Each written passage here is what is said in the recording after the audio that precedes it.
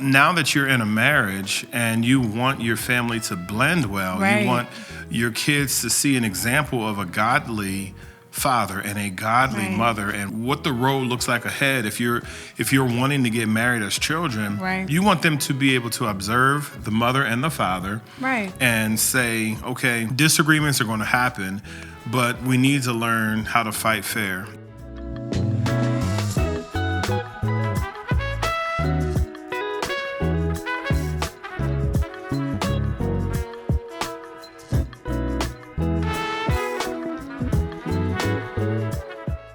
Hey everyone, welcome to the Beautifully Blended Podcast. My name is Larry. And I'm Julia. And we are excited about another episode of this podcast. Mm-hmm. We have been married for how long? 15 years. 15 glorious years? Glorious. Okay, good.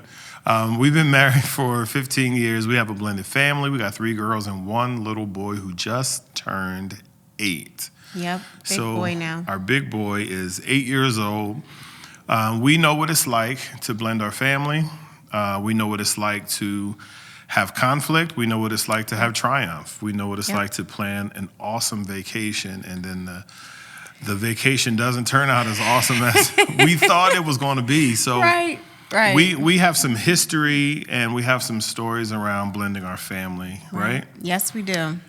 So today we're going to just kind of jump in and share some of those things with you. And we pray that you're blessed when you listen to this content. Right. So today is episode 17, which is crazy, right? I can't even believe that. How did we get to 17? I don't know. How did we get here? It was a lot. It was a great journey. Yeah. We started with episode 1 extremely nervous and just trying to figure out, like, okay, do people want to hear from us? Are they going to listen? Are they listening to us? Yeah, are they listening? Then we got some views and people started, chiming in. So we want to encourage you, send us a message. Put something in the comments. We do want to hear from you because we love the comments. Yeah, it's encouraging, and it also gives us an opportunity to know you, to know our audience, to hear what your questions are, and that gives us insight into some things that we could cover as we're creating new content for you. All right? Right. What do you want to say? I'm ready to jump in. Let's go. All right. So today's going to be a great episode. Mm-hmm. And I think it's going to be a great episode because we're dealing with something that everybody deals with. Like, there isn't a marriage that doesn't deal with it. We're talking about arguments and fighting. So many times we fight, but the problem isn't whether we're going to have a fight or not. The problem is, how are we going to fight? Like, are we going to fight fair? And that is the real question. Rules kind of change. When you get married, and you should learn how to fight fair. What should I say? What shouldn't I say? What boundaries am I crossing by saying, whatever it is that I'm saying? So that's what we're going to talk about today. Right. Well, one of the problems with this is the fact that we know how to fight. Yeah. That's not something someone has to teach us, but we don't always fight fair. Right. And so one of the things that we also have to keep in mind is that we can use weapons from a previous relationship to fight in our new relationship. Mm-hmm. And so what that looks like is, I'm going to fight you using whatever means I used in my old relationship, but now I'm in a new relationship, and you just have to be able to keep up with the battle, right? Keep up with the way that this is supposed to go. Right. I think, when you bring that up about, we all know how to fight, but we use weapons, and that's the problem. We use weapons from our old relationships. What that makes me think of is using even motivation from a previous hurt to fuel your energy for the current fight that you are in. So because your dad did something to you when you were young, now you take it out on your husband. Your mom did something to you that traumatized you when you were 16 years old. She embarrassed you at the 16-year-old birthday party, and you never forgave her, and your wife does something similar. Now you thrash and you wield all of your power towards her, and it's not It's not a fair fight because Right.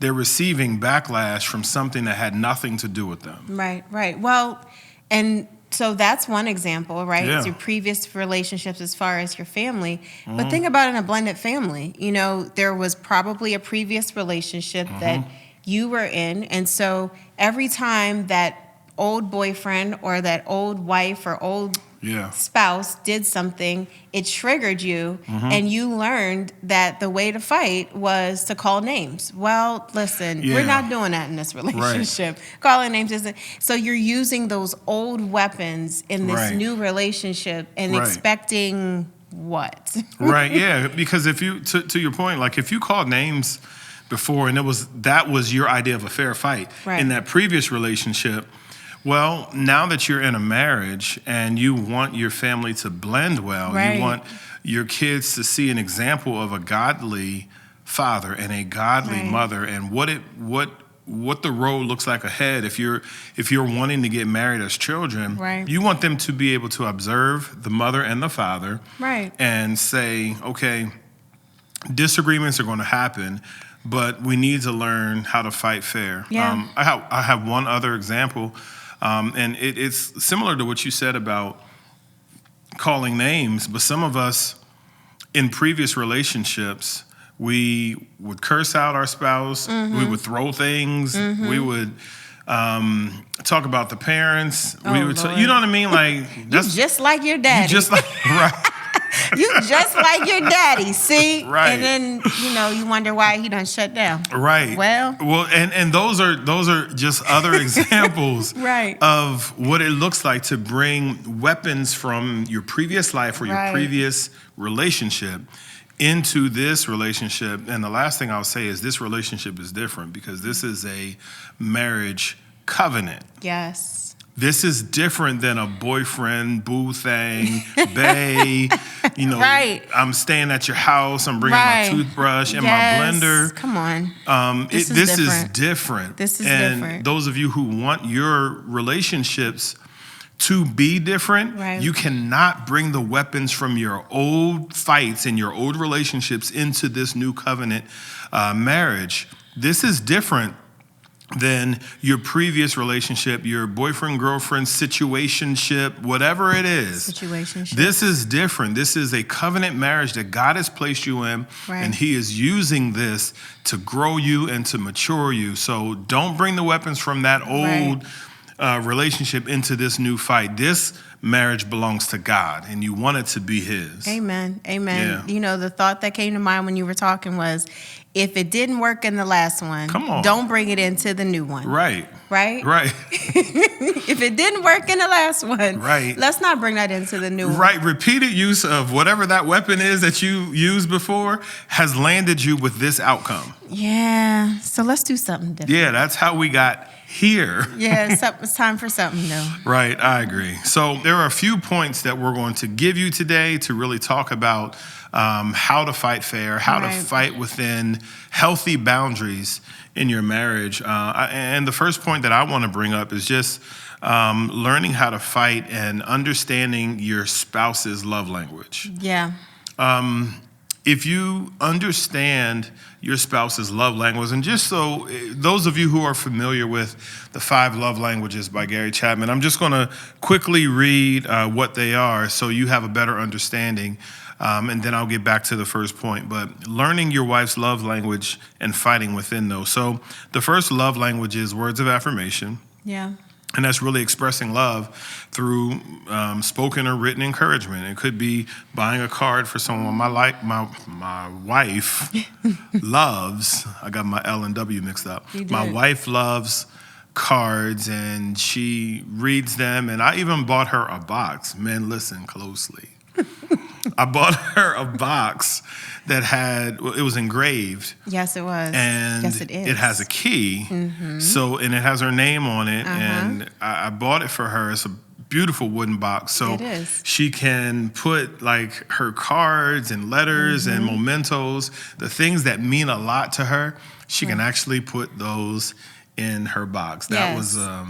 that was a good gift. That was a good gift. Yeah. Now, let me just add this. Okay. Let me just add this because if if someone is like me, that means I keep the cards. So you can't do repeat cards. You can't do repeat cards. And then for me, I will put the year on the back. Yeah. There's timestamps. So one time, my mom gave me a birthday card. She did. And she gave me the same birthday card again. Right. And I was like, Mom, but you gave me the same card you gave me. Why you coming at your mom?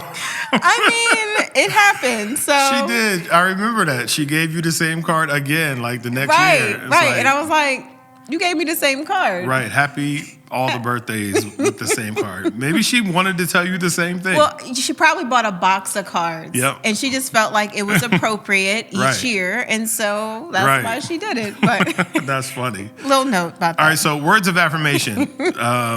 The first love language, acts of service, the things that you do, showing love. It is extremely helpful. Number 3 is receiving gifts.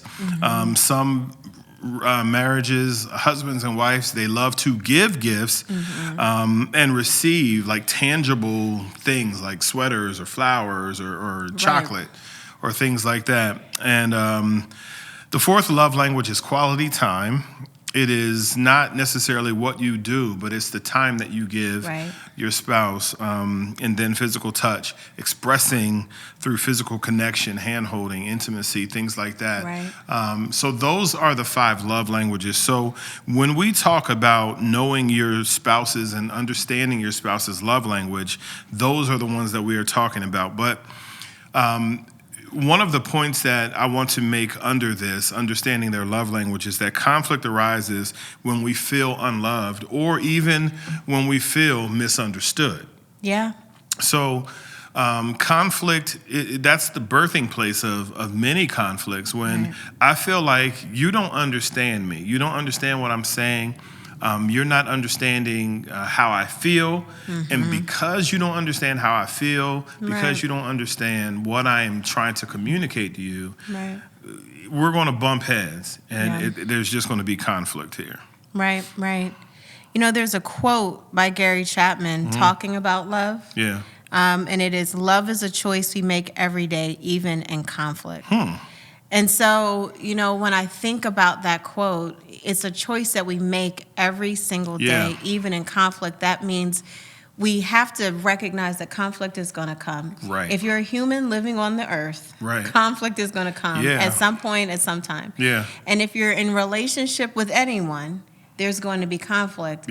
But we make a choice to continue to love, regardless of the hard times, regardless of the thing that seems to be dividing us. We make a choice to continue to love no matter what. That requires maturity. Yep. It is necessary to tap into the mature version of yourself. In order to love even through conflict. Because many people use conflict as a reason not to love. And it's disguised like this. Well, if you wouldn't have done that, I wouldn't have done what I did. But wrong.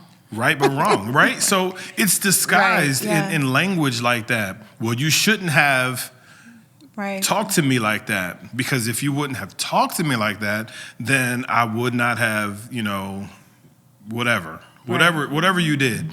But sometimes we use conflict as an excuse. And a reason to say, I'm going to pull out my old weapons from my old relationship because they were conflict stoppers. And you pull those weapons out. Conflict stoppers. And you try to use them. They didn't work. They didn't. Look, I tell the people they didn't work. They didn't work. That's why we're here. But, here's the other thing. What? Maturity and wisdom. I thought about this when you talk. Maturity and wisdom, it is gained through conflict. It is gained through going through the hard times. You don't mature as a human being unless you go through conflict.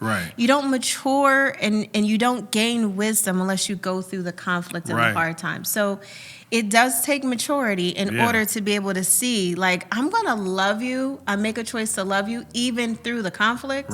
But you have to go through the hard things. That's so good. So, like maturity and wisdom are developed through conflict. So is tough skin. It is. It is. If you don't have tough skin, you're gonna have problems getting married. Oh my goodness. If you don't have tough skin, you're gonna have problems in your existing marriage. It's gonna be hard for you to blend your family. Yeah. You cannot cry and whine about every little thing that your spouse does. I know they didn't put the toilet seat down, but get over it, or have a conversation, whatever. Right. But it cannot be the reason that Right. you're just like, I'm just tired of this, I'm leaving. Do you remember we saw Gary Chapman in Yes. person? Yes, He that talked was about the awesome. cupboard door, right? Yes. He talked about the cupboard door. Yes. And I will not do this story any justice. No, because he did it so great. Yeah, he did it great. And I won't do it any justice, but he talked about how his wife left open, well, it was a drawer. Cupboard drawer. Cupboard drawer. Yes. His wife left open the cupboard drawer. He had a conversation with her. And Multiple conversations. well, you know, not You would start the first one. right. Go He ahead. had a conversation Yes. with her. Okay. And in that conversation, he said, "Hey, honey, I love you. Your shoes are beautiful. Your eyes send me to the moon. Oh my god. But could you close the cupboard drawer?" And she said, "Yeah, I'll close the cupboard drawer." So the next day he goes back and he sees the cupboard drawer open again. Mm-hmm. And he's just like, I know I had a conversation. Maybe I didn't have it the right way. Maybe I wasn't as loving. Let me try to have Right. another conversation. So he has another conversation with his spouse, his wife. And Right. again, he's like, I love you. Your eyes send me to the moon. Your Oh, teeth are God. like pearls. Oh, jeez. But I need you to close the cupboard drawer. Could Right. you do that when you go into the kitchen? I walk in and I hit my leg or something. Right. You know, I don't want anyone to get hurt. Right. You know, the grandchildren come over. Well, at that point, it was just the children. He didn't even have Or grandchildren. the children yet. come over, and then you start Right. to add things to make Right. your point Yeah. about closing the cupboard drawer. Isn't that interesting how we add things to Yes. get what we want? Yeah. So To manipulate. again, she didn't close the cupboard drawer. No. So the next time he comes back in, he's like frustrated Right. and I don't know how he got to this point, but to your point earlier, there were multiple times that he had a Yes. conversation Right. with his wife Right. about closing the cupboard drawer. One Go of the ahead. kids got hurt too. One of the kids got hurt. One of his Yes. kids got hurt because the drawer was open. So And he said, surely this is surely, the moment Right, this is the moment that she will begin to close. to close the cupboard drawer. Nah, bruh. He walked back in. Nope. Cupboard drawer was open again. And then Nope. finally he got to the point where he just said, okay. He looked at the cupboard drawer. Right. Thought about his wife and how much he loved his wife. He looked at the cupboard drawer again. And he said, I'm going to close the cupboard drawer. Right. And that's what it takes. Right. Sometimes we have He is the drawer closer. He's for the her. drawer closer. Yes. That's how he is supporting his wife. That's how Amen. he's loving Amen. his wife. And sometimes loving your wife means you close the cupboard drawer. Right. And you need to know what it looks like to love your wife or your husband Right. in ways that may initially seem like, I don't want to have to do this. Right.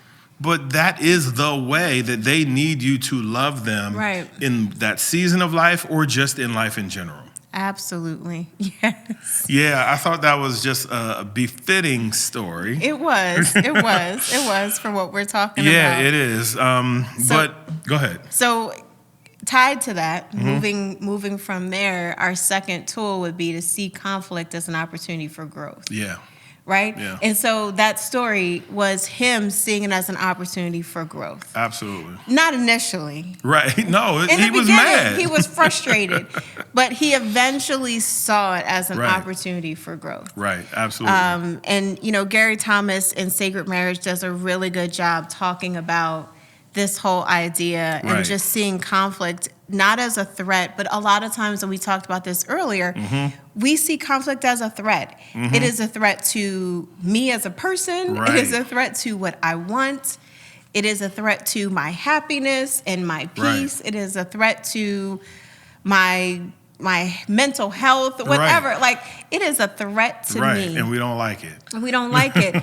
But conflict really is a great opportunity for us to grow. Yeah. Because again, like I said, we're not going to gain wisdom if we're not dealing with conflict. Yes. We're not going to mature unless Absolutely. we're dealing with conflict. Yeah. And some of the healthiest marriages have had some of the most conflict. Yeah. And the hardest times, and you come out. So Right. seeing it as an opportunity to grow shifts your focus from Right. woe is me and I don't get what I want and I'm not happy. Right. And, you know, all of that, it shifts it from that and it shifts it to like, okay, God, what are you trying to teach me in Yeah. this? God, how can we Right. grow together? What is it that you're Right. trying to do in me and in our marriage to Right. help us to grow? Yeah. That's not an easy shift mentally for No. a new husband or a new wife to make. No. It's not an easy shift for a husband who's been married for a long I time. was going to Yeah.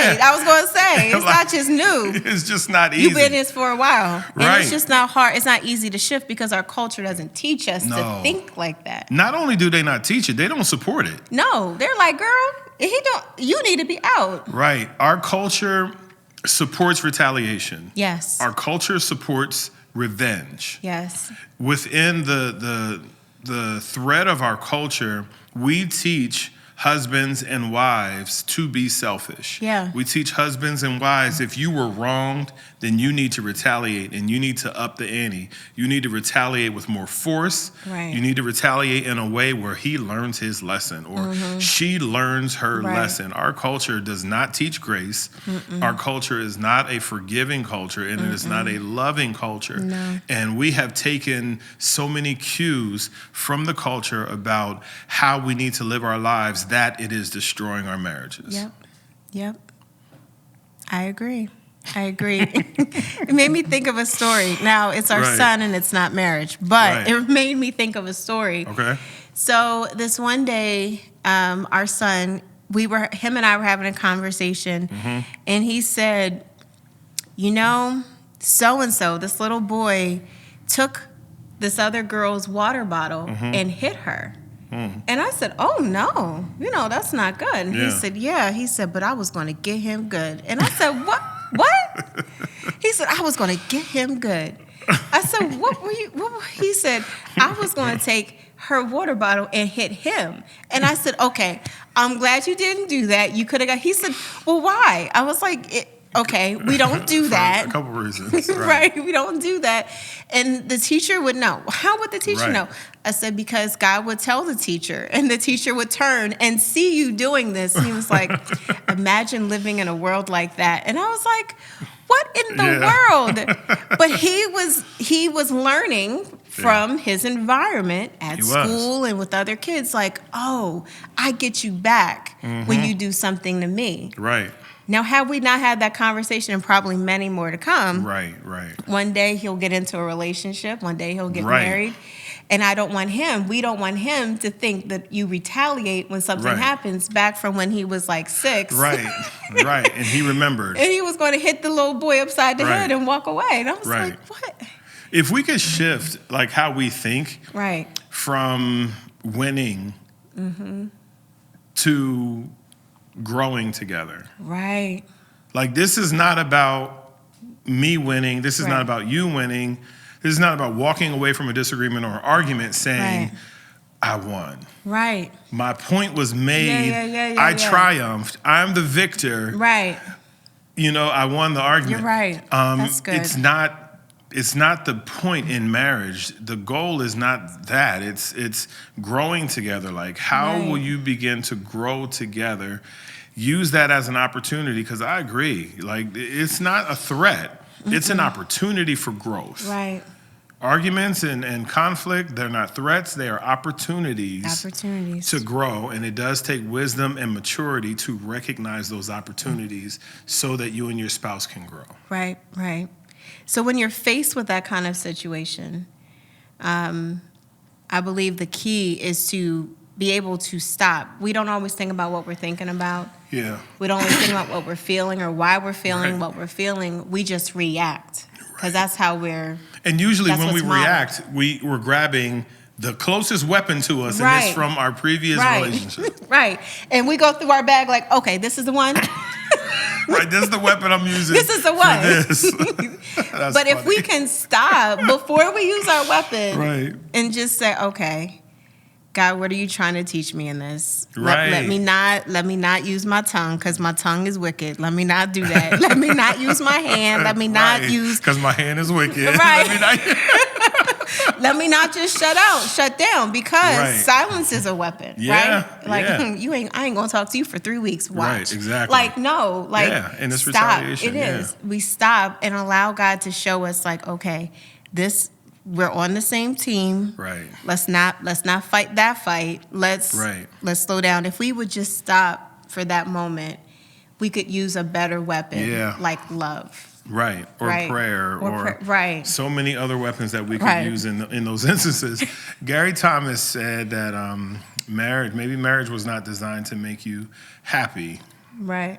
It was designed to make you holy, something like that. Yeah. But I think that's probably one of the most powerful marriage quotes that I've heard, because it really does remind the husband and the wife that are in the marriage that the marriage was not your idea. Right. You know, you didn't come up with this idea because you love this person so much that you invented marriage. No, marriage was God's idea. Right. And maybe, just maybe, marriage was not designed just to make you happy. Right. It was designed to make you holy, to make you more Christ-like, to make you more loving and patient. Right. All of the things that we need help to become, marriage was designed to create and develop those things on the inside of us. Absolutely. Absolutely. I would say, and then tied to that, like all the points kind of bleed into each other. The third point would be to set boundaries for the healthy conflict. So, you know, if we're going to be healthy, if we're going to be holy, that means we have to know how to fight and how to deal with conflict. So, all right, let's set the parameters of what conflict looks like. Yeah, that's so good. So we don't always get that message in these self-help books for marriage, right?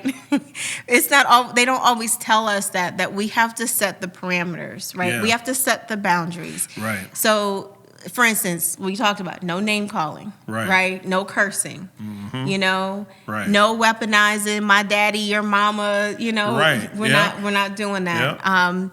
No, just shutting down. Like, that's not how we're going to deal with conflict. We're going to find healthier ways to deal with conflict. Right. And so when you set those boundaries, you kind of set the ground rules of how we're going to engage in conflict. Right. You have a better chance of coming out in a healthier way. Yeah, I agree. You determine what's off limits. Right.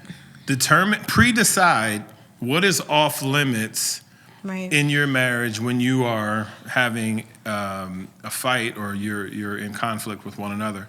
If you pre-decide, you're already in agreement. Right. Like, if you choose to sit down and have a conversation and decide early on when you guys are on your date night and you're just like, before the movie starts, honey, let's have a conversation about what is off limits or whatever. I mean, that's a lighthearted way to approach it, but seriously, have a meeting and decide what is off limits. Right. What will we not say? And honey, you tell me what you don't want me to ever talk about. If we are in a fight, if we are in an argument, I will tell you what I don't want you to touch on, because it's already a hurtful situation. I don't want you to weaponize it and then use it against me. Right. In particular, using it against the one that you're called to love. Right. So I saw a quote by Craig Groeschel several months ago on IG, and he said something along the lines of, basically, the time to kind of work through what you're going to do in the hard times is when things are good. Yeah. And I'm like 1000% butchering that because he said it so much better than I just said it. I got the point, though. You got the point? Yeah. I think y'all got the point. So the time to talk through, like, how we're going to handle conflict is when things are going well. Mm-hmm. In the middle of a knockdown, drag-out argument where you are, like, up here instead of down here all peaceful is not the best time.